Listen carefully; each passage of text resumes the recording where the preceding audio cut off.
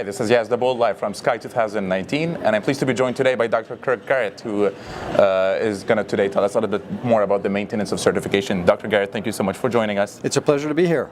Dr. Garratt, tell us a little bit more about basically the current state of ABIM. What's happening with SCAI, with ABIM? Tell us a little bit more about that relationship. Sure.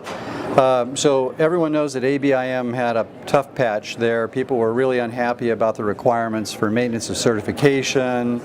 Folks were rebelling about the idea of having to take an examination every 10 years, the inconvenience, the expense.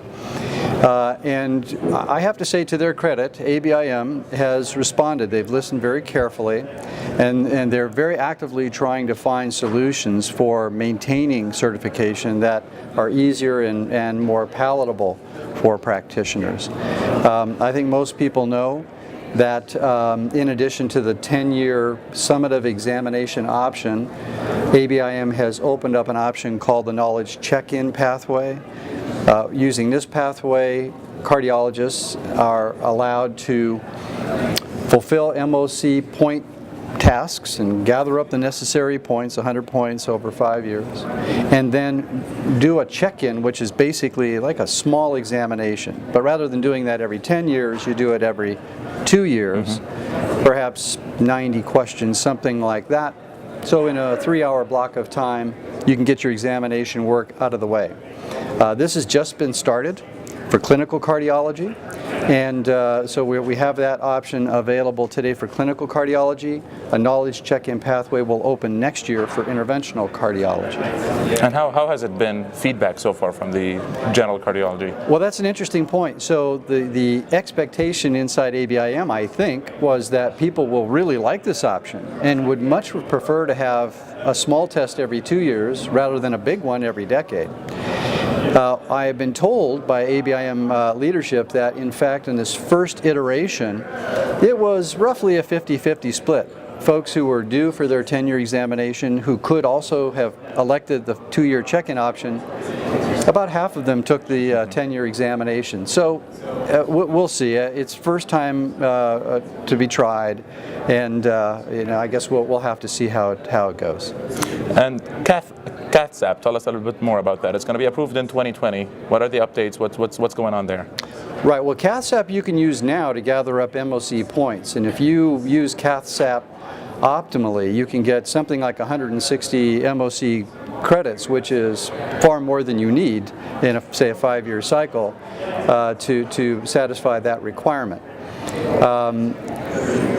Two things to be mentioned. The first is that it's important, you asked about the relationship involving SCAI. It's important to point out that the CATSAP product is a product owned and operated by the American College of Cardiology, but it's constructed in collaboration with SCAI. And Sunil Rao has been at the head of that initiative.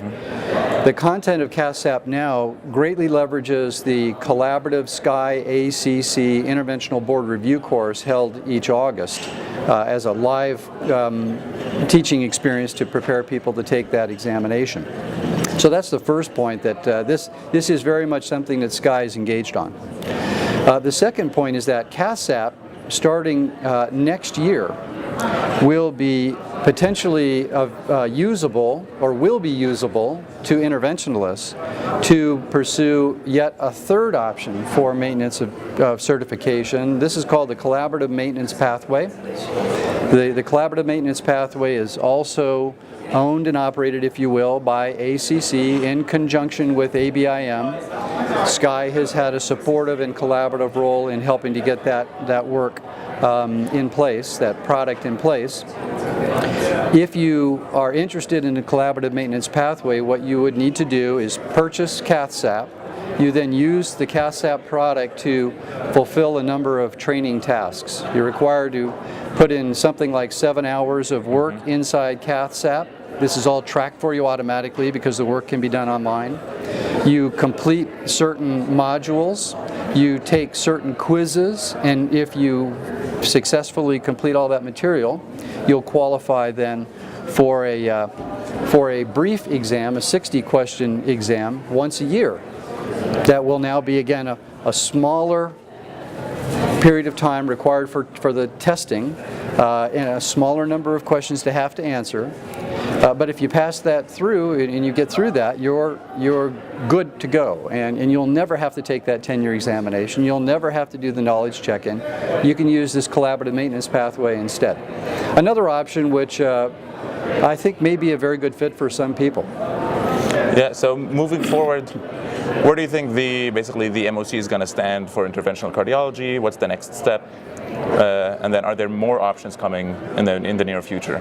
Well, I think for the future, ABIM has, in my opinion, been very open to hearing new ideas about how they can be meeting the needs for maintaining credentialing based on the feedback from providers. ABIM at the same time has certain principles that they stand by. They believe that some sort of test of a summative nature that can help attest to your really being a master of the content that you need to have to work well, that's their job, and that's what they're going to try to do. They are looking at potentially other models in addition to these three, the tenure exam, the knowledge check-in, and the collaborative maintenance pathway. They are looking at other options.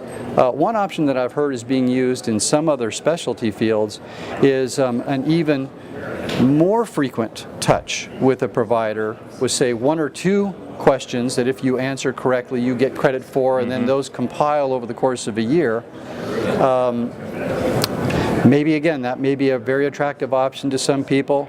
Some people may feel like ABIM is in my hair every day, you know, I don't want them to be around so much.